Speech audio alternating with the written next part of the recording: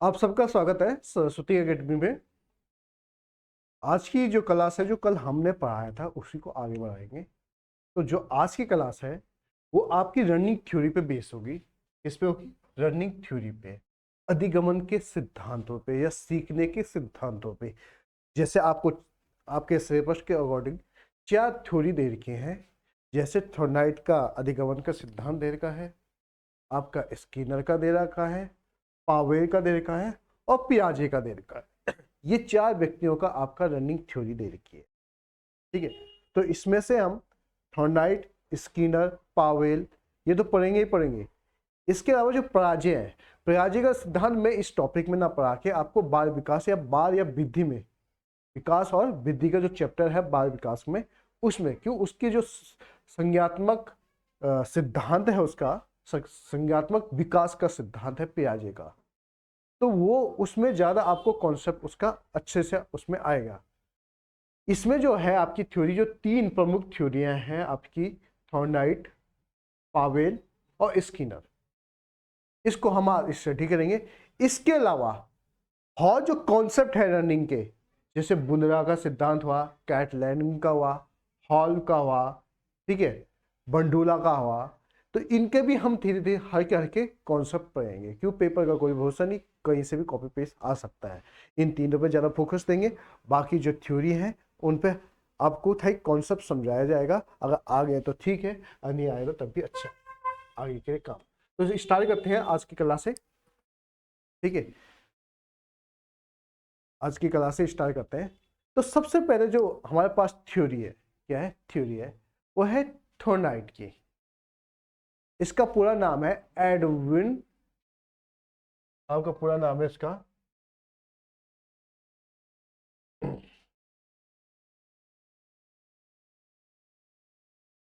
जो पहला सिद्धांत है हमारा वो है थॉर्नाइट का सिद्धांत या थॉर्नाइट का अधिगमन का सिद्धांत। ठीक है, तो इसका जो पूरा नाम है वो है एडवर्ड ली थॉर्नाइट। एडवर्ड ली थॉर्नाइट इसका पूरा नाम है। और जिसका जो प्रमुख सिद्धांत है, रनिंग का जो प्रमुख सिद्धांत है वो है प्रयत्न एवं भूल का सिद्धांत। प्रयत्न एवं भूल का सिद्धांत, जो इसका प्रमुख अधिगमन का जो प्रमुख सिद्धांत का जो नाम आता है वो आता है प्रयत्न भूल का सिद्धांत। मैंने आपको कल बताया था कि किस प्रकार से इन थ्योरी से क्वेश्चन बनेगा, उसी हिसाब से आपको याद करना है। कल मैंने आपकी क्लास में लास्ट में जब क्लास एंड हुई थी तो मैंने कहा इस सिद्धांतों से किस प्रकार के क्वेश्चन बनते हैं। तो पहले मैंने आपको बताया। ठीक है, तो इस का जो सिद्धांत का नाम है मैं फिर से बता रहा हूं, प्रयत्न एवं भूल का सिद्धांत, जिसके प्रतिपादक है एडविन ली थॉर्नाइट। ठीक है, और इनकी जो पुस्तक का नाम है जिसमें उन्होंने ये थ्योरी लिखी है वो है आपका एनिमल इंटेलिजेंसी, माने पशुओं की जो बुद्धि होती है उस पर इन्होंने एक बुक लिखी है, वो है एनिमल इंटेलिजेंसी। 1818 में इन्होंने बनाया था। और इसका जो शैक्षणिक प्रयोग किया था उन्होंने, ये तो उन्होंने बायोनोमल प्रयोग किया था। जो बायोनोमल बुक है उनकी एनिमल इंटेलिजेंसी, इस पे उन्होंने बायोनोमल प्रयोग जो किया था उसको फिर जब शिक्षा में इंक्लूड किया तो इन्होंने जो शिक्षा में इस प्रयोग को प्रयोग किया, जो प्रयत्न फूल का, उसका बुक का नाम है शिक्षा मनोविज्ञान, जो 1913 में इन्होंने लिखी है। 1913 में इन्होंने लिखी है। ठीक है, प्रयोग इन्होंने भूखी बिल्ली पे किया था। पूछा जाएगा कि इनका जो प्रैक्टिकल था किस पे किया गया था, तो भूखी बिल्ली पे। उद्दीपन था मछली और मांस का टुकड़ा। उद्दीपन क्या था? जो सिमरन था वो कौन था? मछली और मांस का टुकड़ा। अन्य नाम इस सिद्धांत के, इसके अन्य नाम भी है सिद्धांत के। तो अन्य नाम क्या क्या सिद्धांत है? उद्दीपन अनुक्रिया सिद्धांत। देखो, इसका मतलब है सिमुलेंस, एस अनुक्रिया माने रिस्पॉन्स, तो एस आर थ्योरी भी कहते हैं इसको, इंपॉर्टेंट है, पूछा जाता है। S R theory, S R theory किसने दी है? तो एसआई थ्योरी दी है थॉर्नडाइट ने। किसने दी है? थॉर्नडाइट ने। एस का मतलब उद्दीपन, आर का मतलब अनुक्रिया, इंग्लिश में कहेंगे तो स्टिमुलस, और आर का मतलब अनुक्रिया या रिस्पॉन्स, या रिस्पॉन्स, याद रखना। ठीक है, क्या है? रिस्पॉन्स। ठीक है, एस का मतलब, अगर आपको एस का मतलब एस का मतलब होता है इंग्लिश में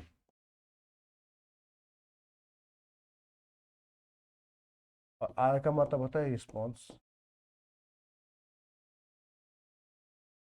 ठीक है, हिंदी में कहते हैं उद्दीपन अनुक्रिया का सिद्धांत, इंग्लिश में कहते हैं स्टिमुलस एंड रिस्पॉन्स का, response theory, stimulus and response theory, या शॉर्टकट में इसको कहा जाता है एसआर थ्योरी। ये सब एक ही थ्योरी, देखो कॉन्सेप्ट एक ही है, नाम अलग अलग है। वहां पे आएगा एसआर थ्योरी किसने दी है, तो आपने कहना है कि किसने दी है? थॉर्नडाइट ने। किसने दी है? थॉर्नडाइट ने दी है एसआर थ्योरी। अगर है पेशीय अधिगमन का सिद्धांत, muscle learning theory. Muscle learning theory भी थॉर्नडाइट का ही है, यही सिद्धांत है। प्रयत्न और भूल का सिद्धांत ही है, उसको अलग अलग नाम हो, क्यों? इसमें अलग अलग क्रियाएं होती है, तो उसके हिसाब से इनका भी नाम चेंज हुआ है। पेशिया माने क्रियात्मक पक्ष के वजह से, ये पेशिया जो लीवर का प्रेन होता है उसके वजह से इसको पेशिया अधिगमन का सिद्धांत, ये मैं बाद में बताऊंगा। ठीक है, अधिगमन का बॉन्ड सिद्धांत भी कहते हैं कि आपके उद्दीपन और अनुक्रिया के बीच में जो बंध बनता है, जो संबंध बनता है, उसको अधिगमन का बॉन्ड सिद्धांत भी कहते हैं। चैन और सम बॉन्ड का सिद्धांत भी कहते हैं, चैन और संबंधन का सिद्धांत भी इसी को कहते हैं।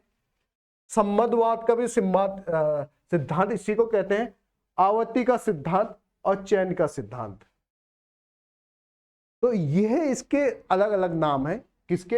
इस जो हम फूल और प्रकृति का नाम कहते हैं। तो अगर इनका नाम आएगा तो आपका सिंपल आंसर होना चाहिए थॉर्नडाइट। क्या होना चाहिए? थॉर्नडाइट इनका नाम होना चाहिए। तो याद रखना। अब है क्या ये, इसका बेसिक क्या है? तो इसका बेसिक है, देखो, अधिगमन की प्रक्रिया के दौरान उद्दीपन और अनुक्रिया के बीच में जो बॉन्ड बनता है उसे एस आर बॉन्ड कहते हैं। ठीक है, परिणामों की संतुष्टि से यह बंध सुगृहित बनता है, इसे इसको सम बॉन्ड कहते हैं। ठीक है, अब है क्या कॉन्सेप्ट? ये प्रयत्न और भूल का सिद्धांत है क्या? अगर हम कोई भी किसी भी समस्या का हल करना चाहते हैं तो पहले हम क्या करेंगे? उपाय करेंगे कि इसकी समस्या का हल किस प्रकार से होगा। सफल नहीं होंगे, फिर प्रयास करेंगे, फिर सफल नहीं होंगे, फिर प्रयास करेंगे। तो प्रयासों के बाद, प्रयास और भूलों के बाद हम उस समस्या का हल कर लेते हैं। क्या कर लेते हैं? उस समस्या का हल कर लेते हैं। तो भूलों के द्वारा, या जब हम प्रयास करते हैं किसी समस्या को समाधान के लिए, तो हम बार बार उसको प्रयास करते हैं, बार बार असफल होते हैं, उसमें हमको भूल चूक होती है, कभी कोई चीज हमसे छूट जाती है, कभी कोई चीज हमसे छूट जाती है। बाद में उन सबों का हम समाधान करके उस समस्या का हल निकाल लेते हैं, वास्तविक हल निकाल देते हैं। यही प्रयत्न और भूल का सिद्धांत का कॉन्सेप्ट है। बार बार आप क्या करो? प्रयत्न करो, उसमें आपके साथ भूल हो चुकी है, उस भूल को सुधारो, और सुधारने के बाद आपको वो समस्या का हल आपको मिलेगा। तो इसी को कहते हैं भूल और प्रयत्न का सिद्धांत। भूल और प्रयत्न का सिद्धांत। अब देखो इसने क्या किया,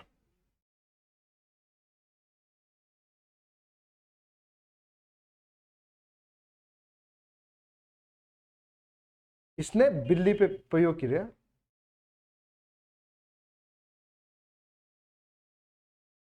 इसने क्या किया? बिल्ली पे प्रयोग किया।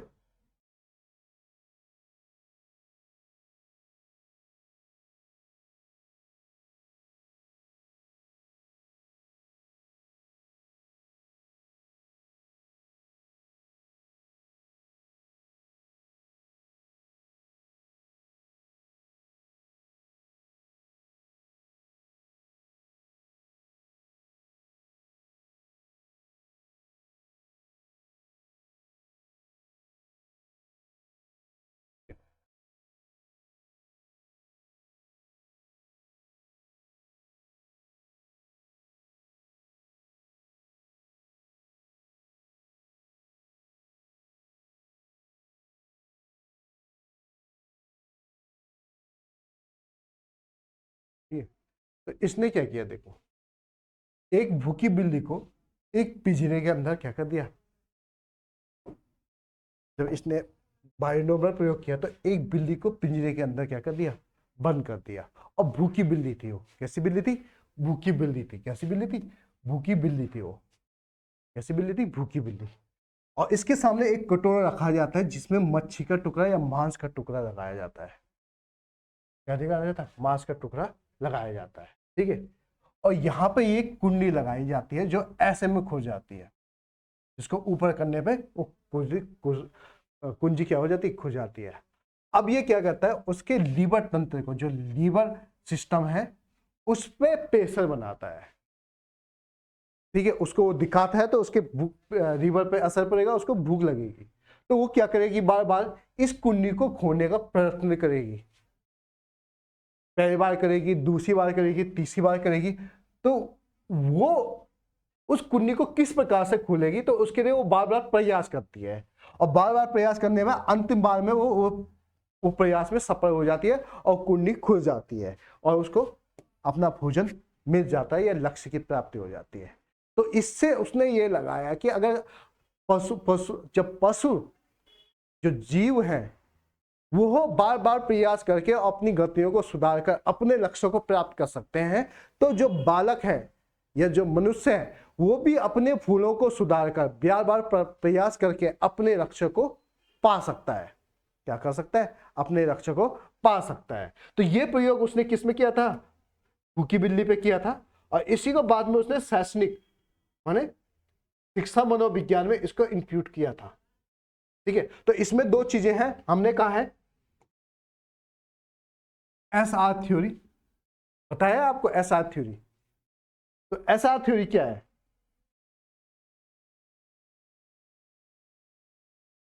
इसका दूसरा नाम एसआर थ्योरी भी है, आपको पता है। इसका दूसरा नाम क्या है, एसआर थ्योरी भी है, आपको पता है इसका दूसरा नाम क्या है, एसआर थ्योरी भी है इसका दूसरा नाम। इसका दूसरा नाम एसआर थ्योरी भी है, ठीक है। क्या है, एसआर थ्योरी भी है इसका दूसरा नाम।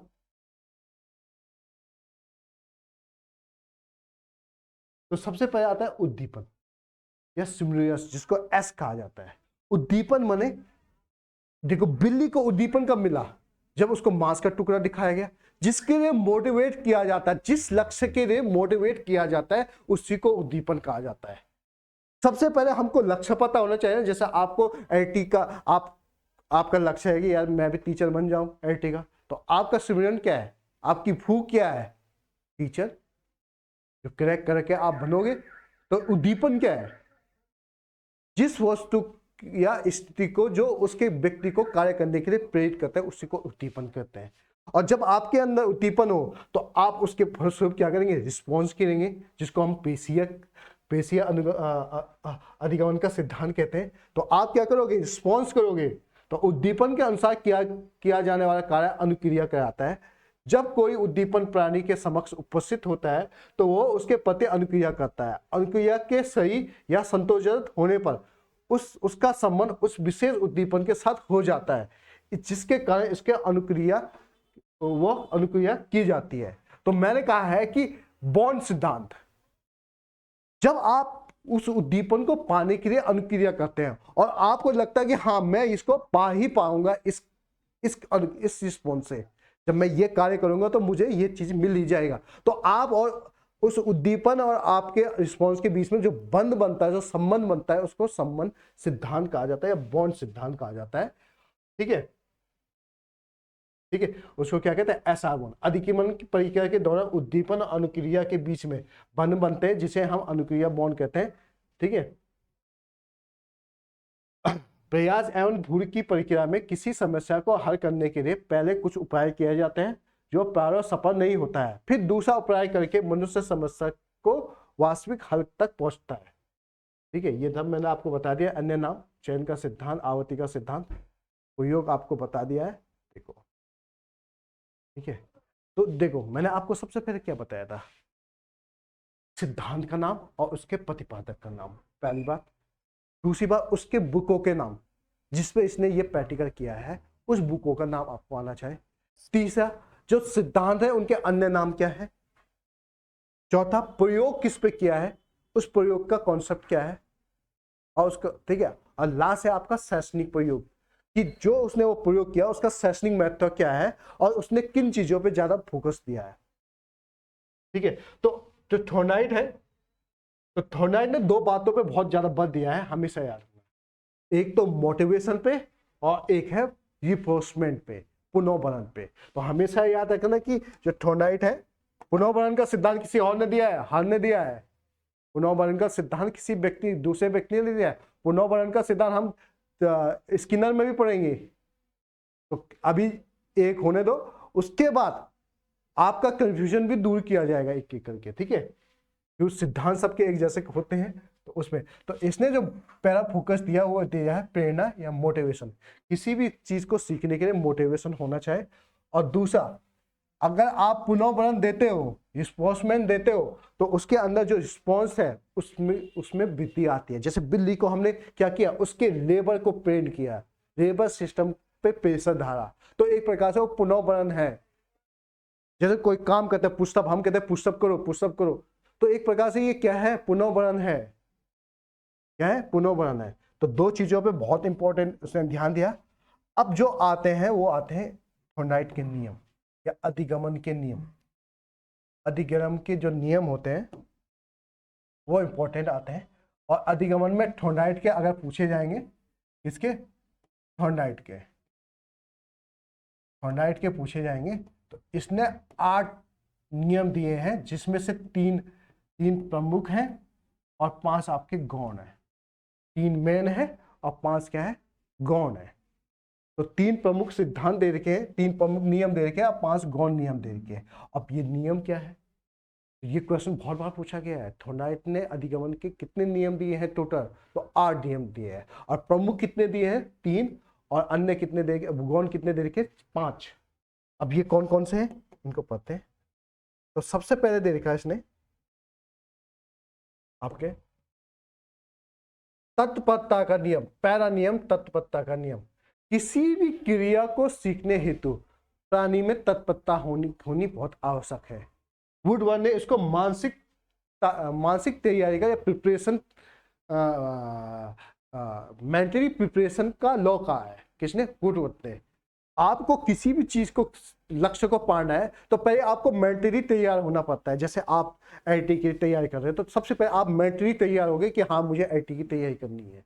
क्यों, आईटी का एग्जाम तब माना जाता है बाकी टीचरों के एग्जाम से। तो पहले आपको क्या करना है, मानसिक रूप से तैयार होना है। तो इसी को तत्परता कहा जाएगा, ठीक है। दूसरा जो नियम है वो है अभ्यास का नियम, जो मैंने अभी बताया है। किसी भी क्रिया को बार बार किया जाता है तो मस्तिष्क में बनी या अन्य विरूपित हो जाती है, और इसके प्रयोग अनुप्रयोग का नियम भी कहते हैं। जब हम अभ्यास करते हैं तो हमारी जो मिस्टेकें होती हैं या जो डाउट होते हैं वो धीरे धीरे विरूपित हो जाते हैं, और हमारे पास एक अच्छा उपाय आ जाता है या एक अच्छा कॉन्सेप्ट आ जाता है। इसका एक अन्य नाम भी है उपयोग और अनुप्रयोग का नियम। मैं देखो सब प्रकार के क्वेश्चन आपको बता रहा हूं। देखो, एमसीक्यू करने से कोई फायदा नहीं होता जब तक आपका कॉन्सेप्ट क्लियर नहीं है। आप एमसीक्यू कर लेते हो मगर कॉन्सेप्ट क्लियर ही नहीं है, तो एक प्रकार से वो रटना होता है। और रटने पे मैंने आपको पहले बताया है, केवल 100 में से 10% या 5% ही बच्चे सफल हो पाते हैं जो रटने वाले होते हैं। जैसे एमसीक्यू रट दिए, ये रट दिए, तो जिनका उन सक्सेस रेट है वो मात्र 10% है। 90% वाले मेहनत और कॉन्सेप्ट के बस में पेपर निकालते हैं, ये में से ला। और वो आप पे डिपेंड है, आप रट के निकालो या 90% में समझ या कॉन्सेप्ट के द्वारा। प्रैक्टिस सबको करना है, ये मैं तो आपको बता रहा हूँ। लास्ट टाइम पे जून के महीने कोई पढ़ना नहीं है, केवल प्रैक्टिस करना है। जून जुलाई के महीने आपको केवल एमसीक्यू ही करना है, इसके अलावा कुछ नहीं करना है। और जून से पहले अपना सिलेबस कंप्लीट कर लीजिए कॉन्सेप्ट वाइज, समझ गए। अगर पेपर निकालना है तो, पेपर नहीं निकालना तो आप अपनी मर्जी से कर सकते हैं, जो आपको अच्छा लगे, ठीक है। हमारा काम है आपको केवल बताना, ठीक है। बाकी आपने अपनी मर्जी से करना है, जो बच्चे सफल हुए हैं उन्हीं का हम कॉन्सेप्ट बता रहे हैं कि वो पहले अपना कॉन्सेप्ट क्लियर करते हैं, फिर प्रैक्टिस सेट करते हैं और लास्ट में उनको सफलता मिल जाती है। तो पहला कॉन्सेप्ट क्लियर करो, पूरा सिलेबस क्लियर करो, फिर लास्ट के 1 या 2 महीने या 1.5 महीने केवल प्रैक्टिस सेट करो। अब वहां पे देखो, प्रैक्टिस सेट भी एक प्रकार से अभ्यास है। आप बार बार उस एमसीक्यू का अभ्यास करते हैं तो आपको बार बार लगता है कि हम गलती क्या कर रहे हैं, मेरे कॉन्सेप्ट में क्या गलतियां हैं, क्यों मुझसे क्वेश्चन गलत हो रहे हैं, तो आप उनको सुधार करते हो और आपकी लक्ष्य की प्राप्ति हो जाती है। तो वहां से यहाँ भी आ गया। अगर आता है प्रभाव का नियम, ठीक है, इसको संतोष या असंतोष का नियम भी कहते हैं। संतोष या असंतोष का नियम भी कहते हैं प्रभाव के नियम को। माने जिन क्रियाओं का प्रभाव अच्छा होता है और हमें आनंद आता है तो हम उनको जल्दी सीख लेते हैं, और जिन चीजों पे हमको आनंद नहीं आता है तो उसको सीखने में थोड़ा सा क्या होती है, देरी होती है। तो इसलिए इसको संतोष या असंतोष का नियम भी कहते हैं। तो सीखने पे, थॉर्नडाइक ने कहा, सीखने पे प्रभाव का नियम भी इफेक्टिव करता है, प्रभावित होता है। जिन क्रियाओं को जब हम रिस्पॉन्स कर रहे हैं, हमको उद्दीपन है और रिस्पॉन्स हम कर रहे हैं, तो हमको उस रिस्पॉन्स के आधार पे क्या मिल रहा है, संतुष्टि मिल रही है, या हमको उस काम को करने में आनंद की अनुभूति, तो हम जल्दी जल्दी वो रिस्पॉन्स करते हैं। तो इसको संतोष या असंतोष का नियम भी कहते हैं। वेरी इंपॉर्टेंट है आप, ठीक है। तो ये तीनों नियम बहुत वेरी इंपॉर्टेंट है, ठीक है। आगे चलते हैं। अब पढ़ते हैं 5 इसके जो गौण नियम है। वो 3 प्रमुख नियम बता दिए मैंने, फिर से बताता हूँ, ये हमेशा याद रखना, ये तो आपको वैसे बाल विकास में आपने पढ़ाई है। 3 प्रमुख नियम कौन से हैं आपके, पहले, दूसरा, तीसरा। पहला नियम क्या है बताओ?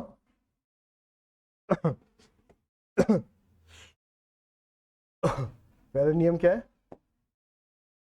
तत्परता का नियम, दूसरा अभ्यास का नियम, तीसरा प्रभाव का नियम। ये 3 नियम इंपॉर्टेंट है। इसको मैंने कहा संतुष्ट और असंतुष्ट का नियम भी कहते हैं, ठीक है, ठीक है। अभ्यास को मानसिक तैयारी का नियम भी कहते हैं, याद रखना। इसके कहते हैं मानसिक तैयारी का नियम भी कहते हैं तत्परता को। और अनुप्रयोग और उपयोग का नियम आपके अभ्यास के नियम को कहते हैं। तो ये याद रखना। अगर आते हैं इसके गौण नियम में, अधिगम के जो थॉर्नडाइक ने गौण नियम दिए हैं 5, वो चीज पढ़ते हैं। तो पहला आता है आपका भाव प्रक्रिया का नियम। भाव प्रक्रिया का नियम, जब हम कोई कार्य सीखते हैं तो हम जैसे वो बिल्ली पंजरी इसमें थी, पिंजरे में थी, तो उसको भोजन चाहता था, तो कभी वो घूमी, कभी उसने उस पिंजरे को तोड़ने की कोशिश की, कभी ऊपर से आने की कोशिश की, कभी उस कुंडी को खोलने की कोशिश की, कैसे कभी नीचे की तरफ, कभी ऊपर की तरफ। क्यों? वो इंसान नहीं, वो प्रयत्न कर रही है। तो बहुत प्रक्रिया माने मल्टी रिस्पॉन्स का लॉ, ये गौण नियम है। विभिन्न प्रकार के तरीके अपनाते हैं हम किसी लक्ष्य को पाने के लिए, ठीक है। तो ये आपका, ठीक है। अगला नियम है आपका आंशिक क्रिया का नियम। आंशिक क्रिया का, जब कोई लक्ष्य बड़ा होता है, कोई लक्ष्य बड़ा होता है या किसी लक्ष्य को हमको पाना है, तो हम छोटे छोटे भागों में उसको विभाजित कर लेते हैं और एक एक पार्ट के लक्ष्य को प्राप्त करते हुए अपने लक्ष्य को हम पहुंच जाते हैं। तो पूर्ण से अंश की ओर की विधि है आंशिक क्रिया का नियम। पूर्ण से अंश की ओर, कि जब हमको एक बड़ा लक्ष्य है तो उसको हम छोटे छोटे लक्ष्यों में बांटेंगे। तो एक लक्ष्य को पूरा करेंगे, फिर 2 लक्ष्य, तो ऐसे सीढ़ी चलते चलते हम उस लक्ष्य तक पहुंच जाते हैं। तो इसको कहते हैं आंशिक क्रिया का नियम, ठीक है। अगला है मनोवृत्ति या मानसिक क्रिया का नियम। मनोवृत्ति या मानसिक क्रिया का नियम, किसी भी कार्य के प्रति जैसी हमारी मनोवृत्ति होती है, हम उसी प्रकार से हम कार्य या रिस्पॉन्स देते हैं। जिस लक्ष्य के प्रति हमारे जैसा एटीट्यूड है, हम उसी प्रकार की क्रियाएं उसको पाने के लिए करते हैं। तो मानसिक नियम। अगर है आत्मीकरण का नियम। आत्मीकरण का मतलब एक्सेप्ट, अपने अंदर हमने उसको समाहित कर दिया। तो पूर्व ज्ञान के आधार पर जब हम नए ज्ञान को लेते हैं तो उसको आत्मसात करते हैं, पूर्व ज्ञान से उसका संबंध को उसमें हम एडिटिंग करते हैं, जो हमारे पास पहले से ज्ञान है उसमें हम एडिटिंग करते हैं, ऐड करते हैं, आत्मीकरण करते हैं। तो आत्मीकरण का सिद्धांत, लास्ट है आपका सहचार्य परिवर्तन का सिद्धांत या सहचार्य परिवर्तन का नियम। एक परिस्थिति में घटित अनुक्रिया का दूसरी परिस्थिति में ठीक उसी प्रकार से घटित होना सहचार्य परिवर्तन का नियम कहा जाता है। इसे अनुकूलित अनुक्रिया का नियम भी कहते हैं, अनुकूलित अनुक्रिया का नियम भी कहते हैं। तो सहचार्य परिवर्तन का मतलब एक परिस्थिति में किया हुआ कार्य हम ठीक उसी प्रकार से दूसरी परिस्थिति में भी करते हैं, तो उसको सहचार्य परिवर्तन का नियम। जैसे उसने कहा कि जो बिल्ली है, ऐसे हम दूसरे प्रयोग भी कर सकते हैं, सेम परिस्थिति में सेम रिजल्ट आ सकता है। तो ये 5 नियम होते हैं, याद रखना गौर। कौन कौन से? भाव प्रक्रिया का नियम, आंशिक क्रिया का नियम, मनोवृत्ति या मानसिकता क्रिया का नियम, आत्मीकरण का नियम और सहचार्य परिवर्तन का नियम। वेरी इंपॉर्टेंट है और आपको इनको पढ़ना है, काफी इंपॉर्टेंट है। अगला चलता है शैक्षणिक महत्व। अब मैंने कहा था लास्ट इसका शैक्षणिक महत्व, जिस चीज के लिए हम ये सिद्धांत पढ़ रहे हैं वही चीज हमको पढ़नी है। शैक्षणिक महत्व का क्या है? तो सब प्रथम पशुओं पर प्रयोग करने वाला वैज्ञानिक जो था वो थॉर्नाइट था। थॉर्नाइट को ही पहला शैक्षिक मनोवैज्ञानिक माना जाता है। यह सिद्धांत पेशीय अधिगमन का भी उदाहरण है। यह सीखने की यांत्रिक तरीका बताता है, एक टेक्निक तरीका बताता है। यह सिद्धांत रटने पे बल देता है। जिनको मैं इंपॉर्टेंट करूंगा उन चीजों को इंपॉर्टेंट कर देना। थॉर्नाइट का नियम किस पे बल देता है? रटने पे। अभ्यास का मतलब रटना। अभ्यास जब होता है वो रटना पे होता है। अभ्यास जिसे करते हैं हम रटने की वजह से, अभी तो मैं कहता हूँ जो प्रैक्टिस पहले कर लेते हैं वो एक प्रकार से रटने पे ही फोकस देते हैं। दूसरा है, यह सिद्धांत प्राथमिक कक्षाओं के लिए उपयोगी है। अधिगमन की दिशा शरीर से मस्तिष्क की ओर। दूसरा इंपॉर्टेंट क्वेश्चन कि जो थॉर्नाइट ने किया है, जो सीखने की है, उसकी दिशा क्या है? शरीर से मस्तिष्क की ओर। पहले आप क्रिया करोगे फिर उसका ज्ञान कहाँ जाएगा आपके? पहले आप क्या करोगे? क्रिया करोगे फिर उसका ज्ञान कहाँ जाएगा? मस्तिष्क में जाएगा। तो इसका जो दिशा होती है शरीर से मस्तिष्क की ओर होती है। करके सीखने में बल देता है। छोटे तथा मंद बुद्धि के बालकों के लिए उपयोगी होता है। जिनको मैं इंपॉर्टेंट कर रहा हूँ वो इंपॉर्टेंट आप, ठीक है। यह बालकों के परिस्थितियों के प्रति आशा का संचार करते हैं। इसमें बालकों में धैर्य परिश्रम के गुणों का विकास होता है। यह सिद्धांत बालक के आशावादी और असफलताओं में सफलता देखने वाला को बनाता है। यह सिद्धांत गति से प्राप्त अनुभवों का अन्य परिस्थितियों में लाभ उठाने पर बल देता है। तो ये इसके शैक्षणिक महत्व है। जो चीजें मैंने इंपॉर्टेंट कहा है, जैसे मैंने कहा है, ये क्वेश्चन आ रखे हैं कि जो अधिगमन की दिशा होती है सीखने की, ये वैसे अधिगमन में भी आ सकता है और थॉर्नाइट ने भी कहा है कि हमेशा शरीर से मस्तिष्क की ओर होती है। पहला क्वेश्चन इंपॉर्टेंट। और थॉर्नाइट का जो सिद्धांत है वो रटने पे बल देता है। बाकी मैंने आपको बता ही दिया इसके क्वेश्चन किस प्रकार से आते हैं। तो थॉर्नाइट का जो सिद्धांत है, प्रयत्न और भूल का सिद्धांत, लगभग आपको समझ में आ चुका होगा। अगर कोई डाउट है तो आप पूछ सकते हो मुझे कि सर इसका डाउट क्या है। आपको सबसे पहले इसके सिद्धांत, उसकी बुकें, उसके अन्य नाम, उसका प्रयोग, उसके नियम और शैक्षणिक महत्व, ये चीजें आपको याद करनी है। और मैंने काफी सिंपल भाषा होती है। देखो बुक की भाषा काफी हार्ड होती है, वो एक प्रकार से शास्त्रीय भाषा होती है। आप कोई भी मनोविज्ञान की बुकें ले लो, वो सभी शास्त्रीय भाषाओं में होती है, ठीक है, या साहित्य भाषाओं में होती है। उनको समझना काफी डिफिकल्ट होता है। उनको समझना वही समझ सकता है जिनका कॉन्सेप्ट क्लियर है, वही उन भाषाओं को समझ सकता है। बाकी जो पहले जो अभी तैयारी कर रहे हैं या प्रिपरेशन कर रहे हैं, जिन्होंने इससे पहले कॉन्सेप्ट समझे नहीं, वो अगर उन बुकों को पढ़ेंगे तो उनको कोई फायदा नहीं मिलेगा, कोई भी लाभ नहीं मिलेगा। वो लाभ तब मिलता है जब आपका कॉन्सेप्ट क्लियर हो किसी, तो आप उसके बाद कोई भी बुक पढ़ सकते हो, तो आपको दिक्कत नहीं होगी। तो इसके बाद हम दूसरे नियम पे चलते हैं। दूसरे जो थिंकर है हमारे पास है पावेल, ठीक है। पहला थिंकर हमने थॉर्नाइट कर दिया है अधिगमन का। दूसरा है पावाल, ठीक है, जो हमको दे रखे है पावाल या पावेल, आप शॉर्टकट में भी कह सकते हैं, ठीक है। तो इसका नाम पूरा है इवान पेट्रोविच पावाल। रूसी वैज्ञानिक था, ये रूसी वैज्ञानिक था। इसका पूरा नाम है इवान पेट्रोविच पावेल। और इसका जो सिद्धांत का नाम है वह है अनुकूलित अनुक्रिया का सिद्धांत। अभी हमने एक सहचार्य परिवर्तन का नियम पढ़ा है, उसी नियम पर आधारित है अनुकूलित अनुक्रिया का सिद्धांत। तो इसका जो सिद्धांत का नाम है अनुकूलित अनुक्रिया का सिद्धांत, इसका पावेल का, ठीक है।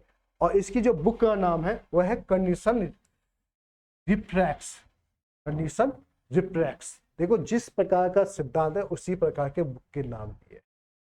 1904 में इसने ये बुक रखी थी, कंडीशनल रिफ्रेश, तो ये इसका बुक का नाम है। और इसने जो प्रयोग किया था वो कुत्ते पे किया था, ठीक है। और पूछ सकते हैं कुत्ते की लाल पे, इसके लिए इसको नोबेल पुरस्कार भी मिला है। नोबेल पुरस्कार विजेता है ये आपका पावाल, इसने कुत्ते की लाल पे प्रयोग किया था और इसके वजह से इनको नोबेल पुरस्कार भी मिला है। बाद में बताऊंगा क्या मिला है, नोबेल पुरस्कार भी मिला है। जैसे वहां उद्दीपन और अनुक्रिया का सिद्धांत था, एक उद्दीपन था और एक अनुक्रिया था। तो यहां जो आपके पास आएगा वो स्वाभाविक और अस्वाभाविक आएगा। क्या आएगा, स्वाभाविक और अस्वाभाविक। उद्दीपन में दो प्रकार के उद्दीपन आएंगे, एक स्वाभाविक उद्दीपन और एक अस्वाभाविक उद्दीपन। क्रिया यहां भी करेगा, क्रिया अनुकूलित अनुक्रिया है, माने जिस प्रकार की परिस्थिति है उस प्रकार से वो क्रिया करेगा, उस प्रकार से वो क्रिया करेगा। तो यहां उद्दीपन दो प्रकार के हैं, एक स्वाभाविक एक अस्वाभाविक। स्वाभाविक माने भोजन और अस्वाभाविक माने घंटी की आवाज। इस पे उसने प्रयोग किया, कुत्ते पे एक भोजन देके और घंटी बजा के उसने एक प्रयोग किया है।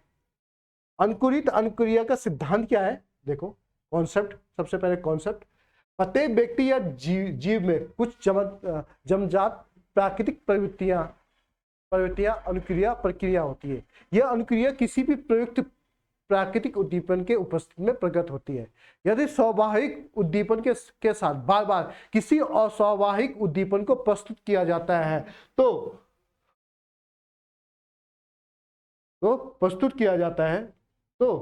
वो केवल उसका जो उद्दीपन है वो धीरे धीरे क्या होने लगता है, जो क्रिया है अनुक्रिया है वो समाप्त होने। तो कुल मिलाकर इसका जो कॉन्सेप्ट है, देखिए इसने क्या लिखा है, यदि किसी स्वाभाविक उद्दीपन के साथ बार बार किसी अस्वाभाविक उद्दीपन को प्रस्तुत किया जाता तो अस्वाभाविक उद्दीपन का स्वाभाविक उद्दीपन की स्वाभाविक अनुक्रिया के साथ संबंध जुड़ जाता है। बाद में वो केवल अस्वाभाविक उद्दीपन के प्रस्तुत होने पर भी व्यक्ति या जीव के स्वाभाविक उद्दीपन की स्वाभाविक प्रक्रिया करने लगता है। इसका मतलब जब हम किसी बच्चे को कहते हैं कि बार बार कि भाई आप ये कार्य करो, या कोई स्वाभाविक उद्दीपन देते हैं कि भाई जब मैं ये बोलूंगा आपको ये काम करना है, यानी परिस्थिति, हम जब कोई परिस्थिति क्रिएट करता है तो बालक ऑटोमेटिकली एक्टिवेट होता है, मगर बाद में हम वो परिस्थिति ना करके कोई दूसरी परिस्थिति कर देते हैं, मगर बालक उसी प्रकार की क्रिया करता है जो पहली वाली परिस्थिति में करता है। ठीक है, प्रयोग में अच्छे समझ में आएगा जो इसने प्रयोग किया है। इसने क्या किया है, एक कुत्ते को बांधा हुआ है, ठीक है, एक घंटी की आवाज दे रखी है, ठीक है, और भोजन दे रखा है, ठीक है, भोजन दे रखा है। तो स्वाभाविक उद्दीपन को UCS कहा गया है और स्वाभाविक अनुक्रिया को UCR का इसने शॉर्टकट में इनका नाम किया गया, ठीक है। अस्वाभाविक उद्दीपन को CS कहा गया है, स्वाभाविक अनुक्रिया को UCR किया, ठीक है, ठीक है। अनुकूलित अनुक्रिया को इसने CR कहा है। जब इसने कहा कि भोजन आता है, जब हम कुत्ते को भोजन दिखाते हैं तो उसके मुंह से रार निकलती है। तो रार क्या निकालेगी, स्वाभाविक अनुक्रिया। जब भी कुत्ते को भोजन दिखाया जाता है तो उसके मुंह से उसकी जीभ बाहर आ जाती है और लाल निकलने लगती है, तो वो उसकी स्वाभाविक अनुक्रिया है। उद्दीपन क्या है, भोजन। जब भी वो किसी भोजन को देखता है तो अपनी जीभ बाहर निकालता है, वो लाल उससे निकलने लगती है, तो वो स्वाभाविक उसकी क्या है, अनुक्रिया है। घंटी पर भोजन, अब हमने उसको कहा कि जब भी हम घंटी बजाएंगे और भोजन उसके सामने रखते हैं तब भी उसकी लाल स्वाभाविक क्या निकलेगी, उसकी अनुक्रिया निकलेगी। घंटी के साथ भी उसकी क्या निकलेगी, लाल निकलेगी। घंटी क्या है, अस्वाभाविक उद्दीपन है, अस्वाभाविक उद्दीपन है घंटी, मगर वो क्रिया क्या कर रहा है, सेम ही कर रहा है, अनुकूलित अनुक्रिया कर रहा है। क्या कर रहा है, अनुकूलित अनुक्रिया कर रहा है। तो इसने कहा है कि जैसे हम किसी कुत्ते को हमने देखो भोजन जब भी कुत्ता देखता है लाल निकलती है, उसको स्वाभाविक उसकी प्रवृत्ति है। फिर हमने कहा कि हमने एक उसको कहा कि घंटी बजाई, तो घंटी जब भी हम बजाते थे उसको भोजन देते थे, तो उसकी लाल निकलने चालू होते वो भोजन खा लेता था। अब हम घंटी बजा रहे भोजन नहीं दे रहे, वह कुत्ता तब भी लाल दिखाएगा अपनी, मैंने क्या दिखाएगा, जीभ दिखाएगा। भोजन नहीं दिया हमने, केवल घंटी बजाई। तो घंटी क्या है, अस्वाभाविक उद्दीपन है। स्वाभाविक उद्दीपन तो भोजन है, वो हमने नहीं दिया, मगर उसकी क्रिया क्या है, अनुकूलित, माने जिस प्रकार की पहली परिस्थिति में उसकी लार आए वैसी परिस्थिति उसकी दूसरी परिस्थिति में उसकी लार आए, उसकी क्रिया में किसी प्रकार का चेंज नहीं हुआ।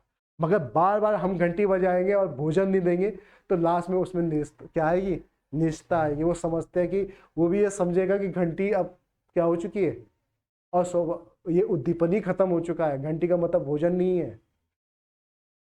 अब उसके जगह पे अगर हम बीन बजाए तो वो जीभ नहीं निकालेगा, क्योंकि घंटी का मतलब उसको समझ में आता है भोजन। अगर उसके जगह पे बीन बजाएगा तो वो जीभ नहीं निकालेगा, क्या नहीं निकालेगा, जीभ। तो जो ये प्रयोग किया है इसने, ठीक है, इसका मतलब क्या है कि जो छात्रों में आदतों का निर्माण है, रुचियों का निर्माण है, अभिरुचियों का निर्माण है, एटीट्यूड का निर्माण करना। इस प्रयोग का मतलब क्या है कि जो बालक है, बालकों में एटीट्यूड का निर्माण करना, रुचियों का प्रयोग करना, अभिरुचियों का क्या करना है, कुल मिला के हैबिट का निर्माण, चरित्र का निर्माण करना है बालकों में। बालक, इसका जो शैक्षणिक महत्व है वो चरित्र का निर्माण करना होता है, बालकों में चरित्र का निर्माण करना होता है, ठीक है। तो ये इसने प्रयोग किया था घंटी और भोजन के साथ। तो कभी कभी ये क्वेश्चन आ जाता है कि भाई बताओ कि जो पावर में जो घंटी थी वो क्या थी, स्वाभाविक उद्दीपन थी, अस्वाभाविक उद्दीपन थी? वो अस्वाभाविक उद्दीपन थी। भोजन क्या था, स्वाभाविक, भोजन क्या था आपका, स्वाभाविक उद्दीपन था। भोजन क्या था, स्वाभाविक उद्दीपन था, ठीक है। अंकुरित अंकुरित अनुक्रिया कब करेगा, जब केवल अस्वाभाविक उद्दीपन ही दिया जाएगा, उसको स्वाभाविक उद्दीपन नहीं दिया जाएगा। जब केवल एक उद्दीपन दिया जाएगा वो भी अस्वाभाविक, तो अंकुरित अनुक्रिया करेगा। और केवल स्वाभाविक उद्दीपन दिया गया, भोजन नहीं दिया गया, तो स्वाभाविक क्रिया अनुक्रिया गया, उसको खाएगा, लाल निकालेगा, जो करेगा, ठीक है। अब इसके अन्य नाम जो मैंने इंपॉर्टेंट है, और स्वाभाविक अनुक्रिया का सिद्धांत भी कहते हैं, मैंने आपको बताया था, ठीक है। और स्वाभाविक अनुक्रिया का सिद्धांत बने, अब बार बार उसको भोजन, घंटी बजाए भोजन नहीं देगा तो बाद में वो अस्वाभाविक अनुक्रिया, रिस्पॉन्स नहीं देगा आपको किसी प्रकार। आप बार बार घंटी बजा रहे हो, उसको भोजन नहीं दे रहे। एक पहली बार आपने घंटी बजाया, उसने जीभ निकाली, दूसरी बार घंटी निकाली, उसने जीभ निकाली, वो हर समय समझेगा भोजन दे रहे हैं, मगर आपने ये चीजें बहुत समय तक किया, तो लास्ट में वो अस्वाभाविक अनुक्रिया, किसी प्रकार का आपको रिस्पॉन्स नहीं देगा। आप घंटी बजाओ, आप किसी प्रकार को वो आपको रिस्पॉन्स नहीं देगा। दूसरा सबसे इंपॉर्टेंट, इसको शास्त्रीय अनुबंध का सिद्धांत भी कहते हैं, वेरी इंपॉर्टेंट। शास्त्रीय या प्राचीन अनुबंध का सिद्धांत, शास्त्रीय प्राचीन दोनों का मतलब एक ही है, अलग अलग नाम आते हैं हिंदी में, इंग्लिश में तो कास्टिकर आता है, बस एक्शन नहीं आता, कास्टिकर आता है, कास्टिकर बॉन्ड थ्योरी, ठीक है।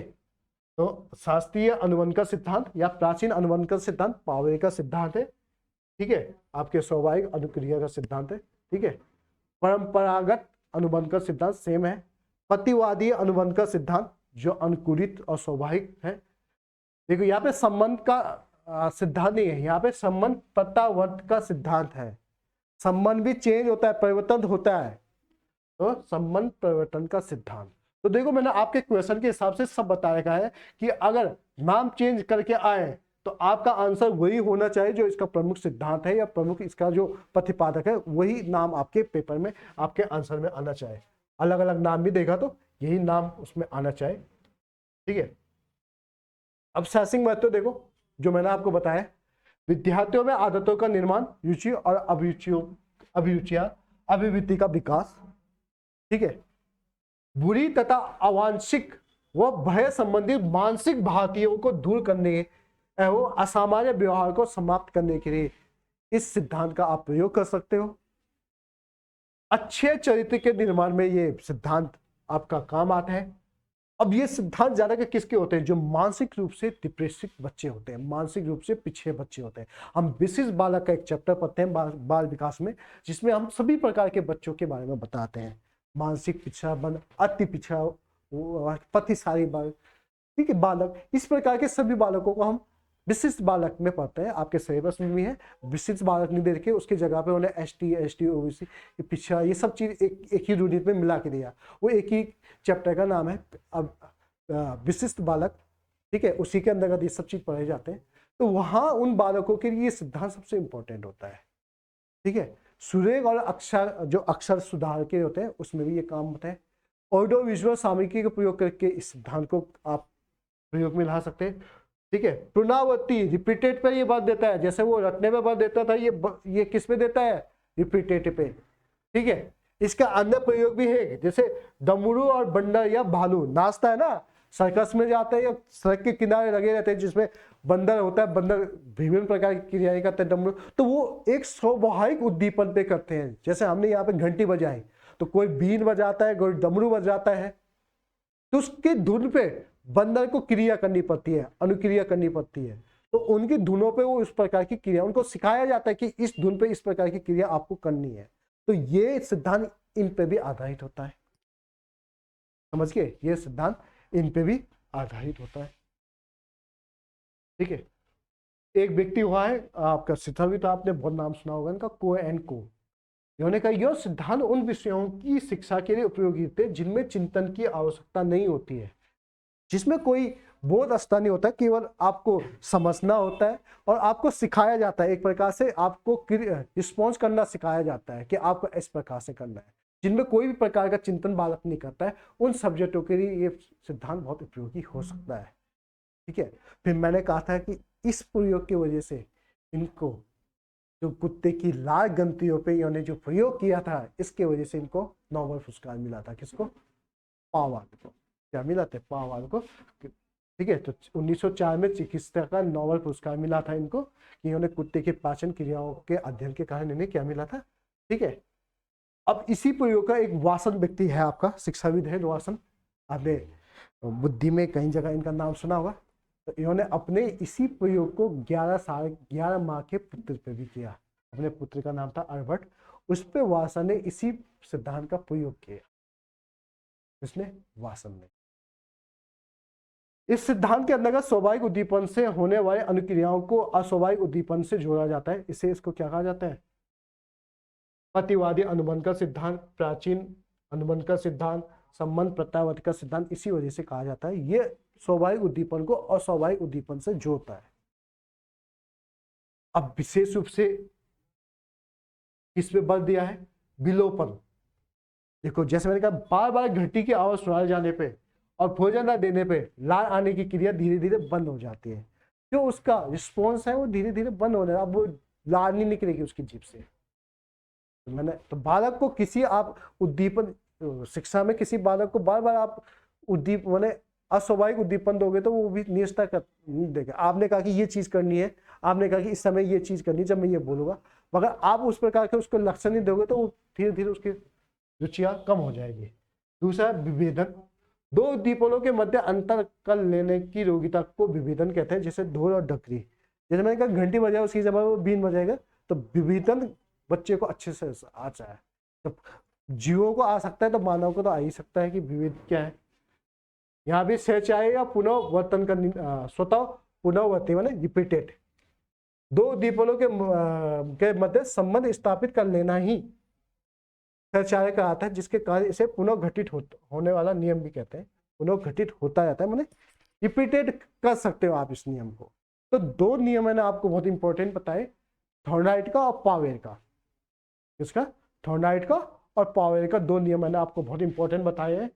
याद रखना ये बहुत ही इंपॉर्टेंट है। जैसे पावेल का मैंने कहा अनुकूलित अनुक्रिया का सिद्धांत, अनुकूलित अनुक्रिया का सिद्धांत हमेशा पावेल का है और उसके विभिन्न नाम है। और स्वाभाविक अनुक्रिया का सिद्धांत, शास्त्रीय अनुबंध का सिद्धांत, प्राचीन अनुबंध का सिद्धांत, परंपरागत अनुबंध का सिद्धांत, प्रतिवादी अनुबंध का सिद्धांत, संबंध परावर्तन का सिद्धांत। ये अनुकूलित अनुक्रिया का सिद्धांत हमेशा रखना। अनुकूलित अनुक्रिया का सिद्धांत किसने दिया है? पावे ने दिया, कुत्ते की लार पे इन्होंने प्रयोग किया था, स्वाभाविक उद्दीपन अस्वाभाविक उद्दीपन पे इन्होंने प्रयोग किया था। हमेशा याद रखना, जहां भी स्वाभाविक उद्दीपन और स्वाभाविक उद्दीपन आए, आपका सीधा आंसर पावेन होना चाहिए। ठीक है, पहला इसके पहले मैंने थॉर्नाइट का बताया था। थॉर्नाइट का उद्दीपन अनुक्रिया का सिद्धांत है SR थ्योरी। किसने दिया? थॉर्नाइट ने, SR थ्योरी। बाद में RS भी आता है, SOR भी आता है, तो कंफ्यूजन नहीं होना है, वो मैं बताऊंगा SOR या RS थ्योरी किसने दी है। तो प्रयत्न भूल का सिद्धांत एडवर्ड ली थॉर्नाइट।